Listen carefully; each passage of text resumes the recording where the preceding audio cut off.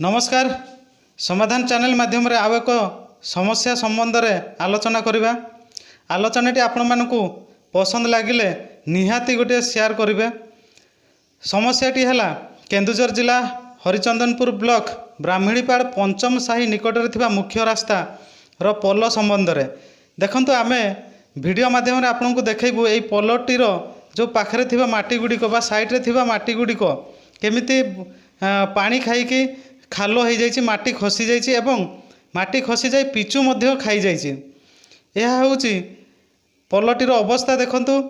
एवं आमे आलोचना करिबा कथा जे वर्तमान जदि यहाकू सजाड़ा न जाए आगामी दिन में वर्षा ऋतु आसिले जदि लगातार वर्षा लगी रहे ताकू सजाड़ा जेते चेष्टा कले मध्य हेई परिबो नै किंबा वर्षा जो आहुरी अनेक बड़ खाल हो पारे एवं पिचु सहित धोई जीवार संभावना अच्छी।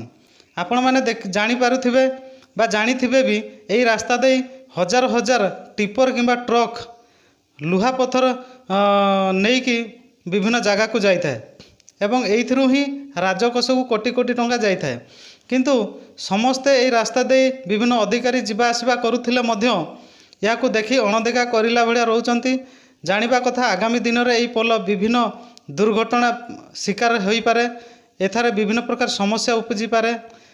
आखपाख अंचलर लोक मानक पई एहा ही गोटे गमनागमन रास्ता एवं एई पोल जदि भविष्य में कौन बसत बड़ आकार में कौन खाल हो जाए लोक मानकर गमनागमन में बाधा सृष्टि हो। तेणु आलोचन आपण मैंने निहाती कमेंट्स माध्यम जनातु एवं शेयर मध्य करंतु एई पोलटी को तुरंत मरामती करा जाओ एवं वर्षा ऋतु पूर्व या मरामती करा जाओ बोली आपण माने मध्य चेष्टा करंतु एवं विभिन्न अधिकारी मानक मध्य जनातु।